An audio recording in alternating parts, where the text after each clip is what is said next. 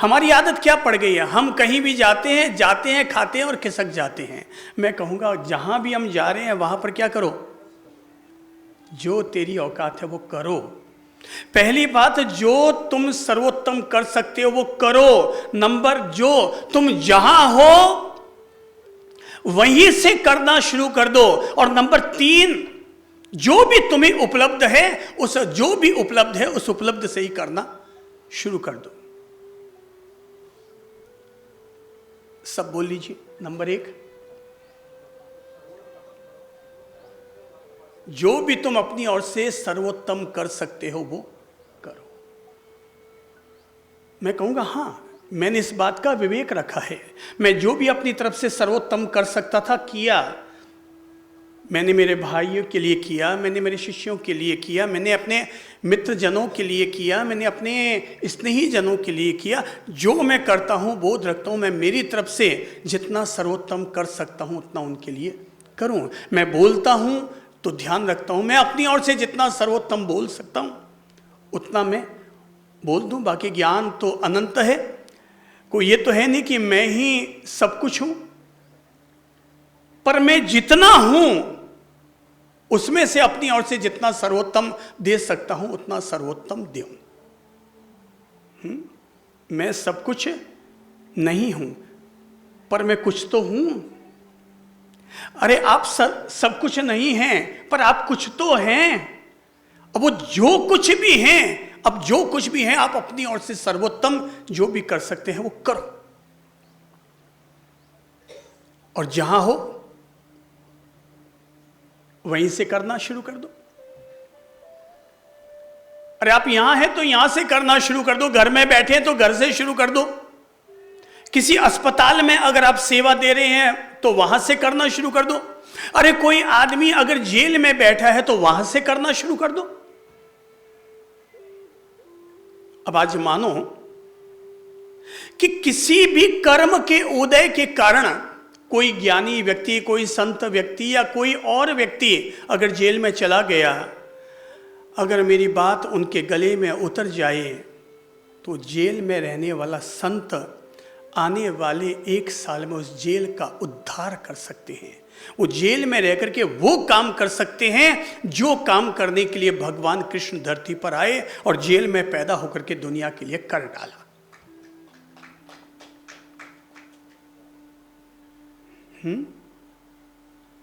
आपको पता है भगवान कृष्ण ने जब गिरिराज को अपने हाथों में धारण किया था तो क्या काम किया था?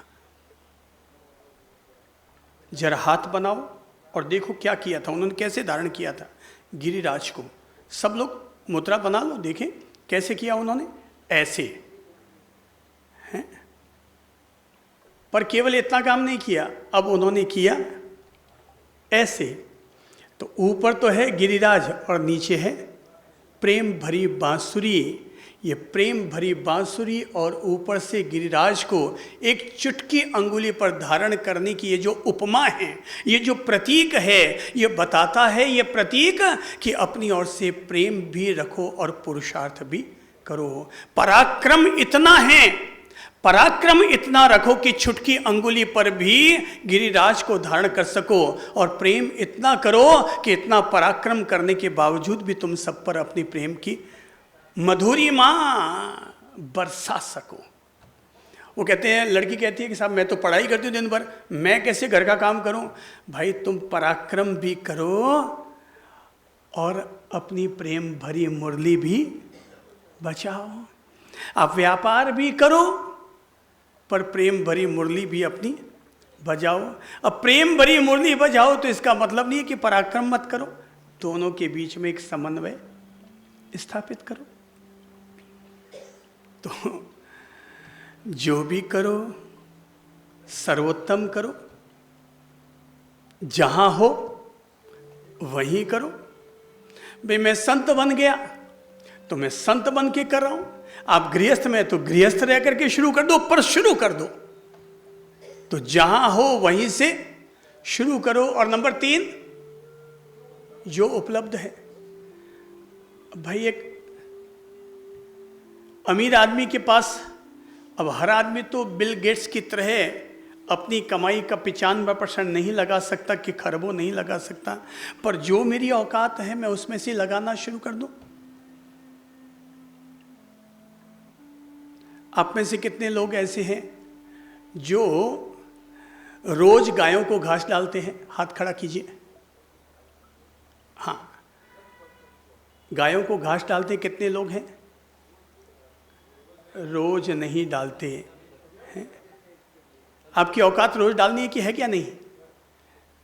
समझिएगा, आधे लोगों ने कहा साहब हम हाथ ऊपर करके कि साहब हम गायों को घास डालते हैं, और आधे ने कहा कि साहब हम नहीं डालते। अब सवाल ये कि हमारी औकात है कि नहीं? औकात है या नहीं? यस या नो? है, पर हम हमारी औकात का उपयोग नहीं करते हैं। आलस्य छोड़ो और भगवान ने जो आपको दिया, जो आपके पास उपलब्ध है, उसमें से ही करना शुरू कर दो। आप एक भूखे आदमी को बिस्किट का एक पैकेट आराम से दे सकते हैं। किसने कहा लाख रुपया रोज खर्च करो? पर कुछ तो करो। किसने कहा कि लाख रुपया खर्च करो, पर कुछ तो करो? अरे 1 रुपये से ही सही, लेकिन शुरुआत तो करो। मैं सम्मान पूर्वक उल्लेख करूंगा एक ऐसे व्यक्ति का, जिस व्यक्ति को अतीत में कभी एक संत ने प्रेरणा दी थी कि बेटा मैं तुम्हारे घर पर आया हूं तो आज कुछ न कुछ त्याग प्रत्याख्यान का नियम ले लो। बोले गुरुदेव जो आपका आदेश वही शिरोधार्य, जो आप कहेंगे वही करना शुरू कर दूंगा। बोले बेटा आज से रोजाना 1 आना। कितना? 1 आना मतलब उस जमाने का 6 पैसा। तो बोले रोजाना 1 आना रोजाना दान किया करो, चैरिटी के किसी भी काम के लिए लगाना शुरू करो। बोले गुरुदेव जो आपकी आज्ञा, आज से रोजाना 1 आना मैं दान पुण्य के लिए अवश्य खर्च करूंगा। अब उसने रोजाना खर्च करना शुरू किया। करीब 35 वर्ष पहले जब मैं उस व्यक्ति से मिला था, तब वो व्यक्ति प्रतिदिन का 1 लाख रुपए का चेक काटता था, और जब तक 1 लाख रुपए का चेक चैरिटी के काम के लिए उसने नहीं काटा है, तब तक सुबह का मुंह में पानी नहीं डालता था। कितना? जो है तुम्हारे पास उपलब्ध वहीं से करना शुरू करो ना। 1 आना है तो 1 आना ही करो ना। पर कर्म आदमी का फलित होता है, वो 1 आना 1 लाख तक पहुंचा। 0 ही आगे बढ़कर के हीरो बनता है। और भगवान किसी का भी कर्ज अपने पर चढ़ाकर नहीं रखते हैं। जितना हमने उसके नाम पर लगाया उसका कई गुना करके हमें वापस लौटा देता है। अभी करीबन 6 वर्ष पहले उस व्यक्ति का 99 ईयर्स उम्र में स्वर्गवास हुआ। तो स्वर्गवास से करीबन 7-8 साल पहले तक वो व्यक्ति रोजाना 1 करोड़ का चेक सुबह काटता था, 1 करोड़ का चैरिटी डोनेशन पुण्य कार्य के लिए निकालता, और उसके बाद मुंह में पानी डालता था। और ये बात पूरा गुजरात और महाराष्ट्र जानता है। और उस व्यक्ति का नाम रहा है दीपचंद एस गार्डे। नाम ले लो, नाम लेने से भी जीवा धन्य होगी। दीपचंद एस गार्डे। शायद उनका नाम लेकर के आप अपने जीवन में एक प्रेरणा डाल लो कि मैं आज से एक हिस्सा, अब एक कितना होगा वो आपकी वर्तमान औकात पर तय करेगा। मैं रोजाना वो जो एक हिस्सा है, हर व्यक्ति, बच्चा है तब भी, बड़ा है तब भी, लेकिन एक हिस्सा उसमें से मैं जरूर निकालूंगा। पापा ने अगर मुझे 5 रुपया खर्च करने के लिए दिया, वो जैसे बच्चा बैठा है ना, बोले पापा ने कितने रुपये खर्च करने के लिए दिए? 5 रुपये। 5 रुपया मैं खर्च करने के लिए गया और 5 टॉफी खरीद कर लाया। पर मैं उसमें से भी जो मुझे उपलब्ध है मैं उससे भी कुछ ना कुछ ज़रूर करूँगा। मैं उस 5 टॉफ़ी में से एक टॉफ़ी निकालूँगा और मेरे यहाँ काम करने वाला जो भाई आता है, जो बहन आती है, जो बाई आती है, मैं उसके बच्चे को ले जा करके खिला दूंगा, किसी गैर को खिला दूंगा, जिसके साथ मेरा खून का रिश्ता नहीं है मैं उसको ले जाके खिला दूंगा। हो गया काम अपना। एक बीज हमने कल्प वृक्ष का बो दिया।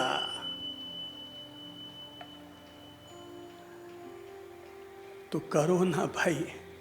मैंने कहा वो जो शख्स 1 आना से शुरू किया 1 करोड़ तक पहुंचा, और जब वो व्यक्ति का स्वर्गवास हुआ दीपचंद एस गार्डी का, तो सामान्य तौर पर जैन मुनि लोग किसी के स्वर्गवास होने पर उनके पार्थिव शरीर के पास नहीं जाते हैं, पर उनके देह विसर्जन के समय 100 से ज़्यादा जैन आचार्य उनके पार्थिव शरीर के पास पहुँचे श्रद्धांजलि देने के लिए, इस सद्भाव के साथ कि ऐसा भामाशाह न अभी तक हुआ न होगा, कि रोज का प्रतिदिन का 1 करोड़ का चैरिटी के लिए बिना नाम, केवल काम के लिए, नॉट कहीं पर भी अपना नाम नहीं लगाया। कहीं भी हॉस्पिटल बन रही है, अस्पताल बन रही है, स्कूल बन रही है, कॉलेज बन रही है, जो कार्य उन्हें ठीक लगता उस कार्य के लिए रोजाना सुबह 1 करोड़ का चेक करता था। उनके यहाँ मैनेजर, कुछ मैनेजर केवल इस बात के लिए रखे हुए थे कि अगले दिन सुबह मुझे किस संस्था के लिए चेक काटना है, उसके बारे में जितनी तफ्तीश करनी होती थी उन मैनेजरों की ड्यूटी थी कि उनके बारे में सही तफ्तीश पहले कर ली जाए, ताकि मेरा धन, कमाया हुआ धन नाली में ना जाए, सार्थक हो जाए। और वो मैनेजर उनके बारे में सब पता करके रखते और अगले दिन सब आज इस संस्था को आप दे सकते हैं, सीधा सुबह में चेक करता था। परमात्मा ने हम बच्चों को 3 प्रेरणाएं दी है। नंबर 1, सब बोल लो, जो तुम अपनी ओर से सर्वोत्तम कर सकते हो उसे जरूर करो। नंबर 2, जहाँ हो वहीं से शुरू करो। नंबर 3, जो उपलब्ध है, जो उपलब्ध है उतने से ही शुरू करो, मगर करो, करो या मरो। मरना भी बुरा नहीं है, कुछ नहीं करते हो तो मरना ठीक है फिर, और जीते हो तो कुछ करो। तो बीरबल ने कहा था, ऐ बादशाह, भगवान राजा को रंक और रंक को राजा बना सकता है, पर जरा बताओ कि जो भगवान के यज्ञ में अपनी रोज आहुतियां देता है, जो रोज अपने तन मन धन का पुण्यमयी उपयोग करता है, क्या भगवान भी उस व्यक्ति को क्या रंक बना सकते हैं? भगवान उस व्यक्ति को कभी रंक नहीं बना सकते जिसने भगवान के यज्ञ में अपनी आहुतियां दी है। अर्थात जो हमेशा पुण्य कार्य करता है, भगवान भी कर्म के अनुसार ही आदमी को फल देते हैं, बिना कर्म किए तो फल भी आदमी को नहीं मिलते। इसलिए सत्कर्म करने जैसा कोई कर्म है तो सत्कर्म, जीने जैसा कोई कर्म है तो वो है सत्कर्म। अब वो कर्म क्या करना है ये हमें अपना तय करना है। और तीसरा प्रश्न था, भगवान खाते क्या है? तो बीरबल ने कहा था भगवान खाते क्या है? तो महाशय, मेरी समझ से भगवान, यूं तो आप कहेंगे कुछ खाते हो तो लगता नहीं है कि भगवान कुछ खाते हैं, क्योंकि अगर मैं कह दूंगा भगवान कुछ खाते हैं, जो तुम मिठाई चढ़ाते हो, नमकीन चढ़ाते हो, प्रसाद चढ़ाते हो, अगर मैं कह दूंगा कि भगवान वो खाते हैं तो तुम कुतर की वापस सवाल करोगे, अगर भगवान वो खाते हैं तो जाते कहाँ हैं? तो कुतर्कियों के कुतर का कोई अंत नहीं है। इसलिए समझ लो, जब पूछा गया कि भगवान खाते क्या है, तो उन्होंने कहा भगवान लोगों का गुरूर खाते हैं। क्या खाते हैं? गुरूर खाते हैं। जब हम जाकर के हम गए मंदिर में और वहाँ जाकर के हमने अपना मत्था टेका, मत्था टेकने का मतलब ये हो कि हमने हमारा गुरूर ए प्रभु तुम्हारे चरणों में चढ़ा दिया। इसलिए जब मंदिर में जाते हो आप प्रणाम करने के लिए, गुरु जी के पास जाते हो प्रणाम करने के लिए, तो केवल मत्था ही मत टिकाना, इस मत्थे के भीतर जो है ना उसे भी टिका देना। केवल सिर मत टिकाना, इस सिर के भीतर हमने जो मैं सर, ये जो सर वाला भाव है ना, ये भी साथ में समर्पण कर देना। भगवान के लिए केवल एक ही चीज है चढ़ाने की, और वो है समर्पण, पूरा समर्पण। प्रेम करो परमात्मा से तो मीरा की तरह करना, प्रेम करो तो मीरा की तरह करो, परमात्मा की प्रतीक्षा करो तो शबरी, माँ शबरी की तरह करो। अगर परमात्मा की प्रतीक्षा करनी है तो माँ शबरी और चंदन बाला की तरह करो। अगर भक्ति करनी है भगवान की तो हनुमान की तरह करो, कि सांस सांस में वो बसा है, कि चीर के छाती बोले अपनी पवन पुत्र हनुमान, मेरे दिल में बसे है राम, मेरे दिल में बसे है राम।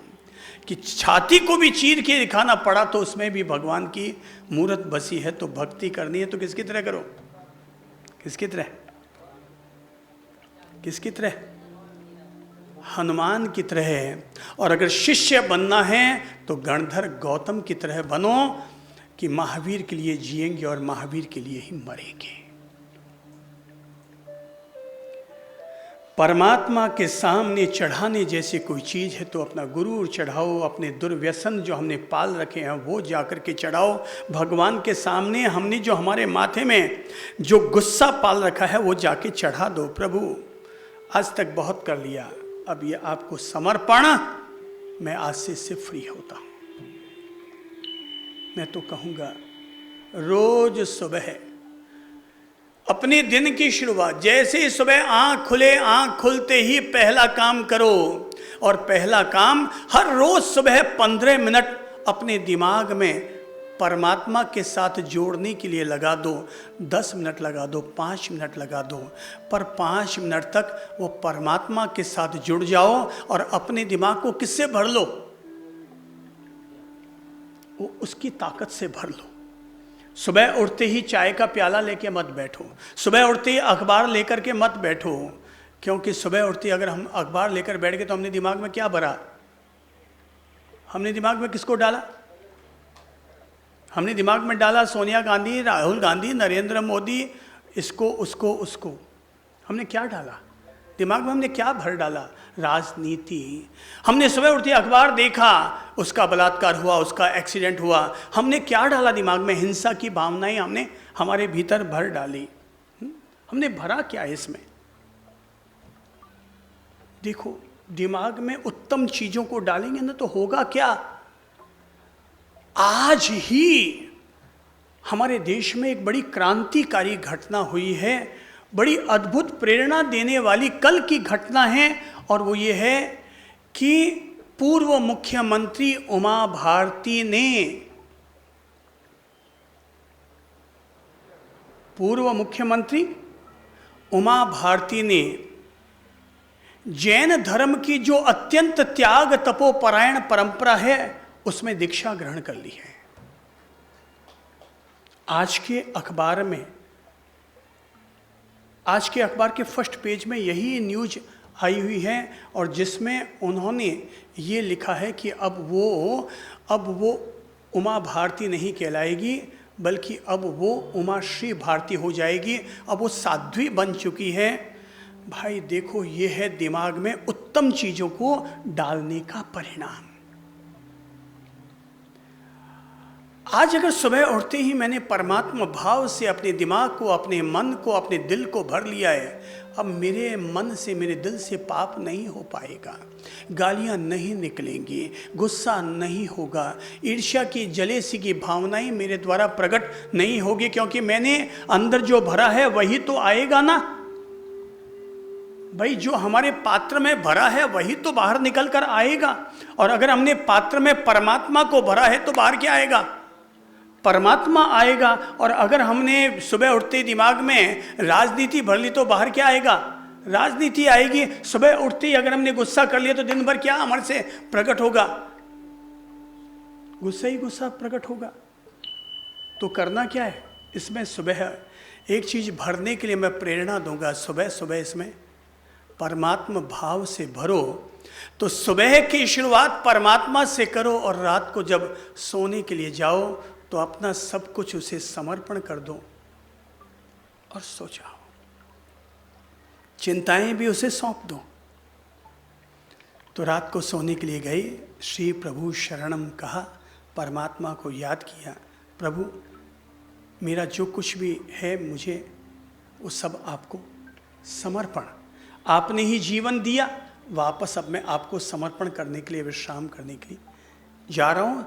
आपको समर्पण करके मैं विश्राम करने के लिए जा रहा हूँ। तो मेरी चिंताएं भी आपको, मेरे दोष भी आपको। भगवान क्या खाता है? हमारा गुरूर खा लेता है, घमंड खा लेता है, अहंकार हमसे हमारा हरण कर लेता है। इसलिए मैं तो कहता हूँ भाई, अहंकार की बजाय सबसे प्रेम करो, हर इंसान से प्रेम करो, हर चीज़ से प्रेम करो।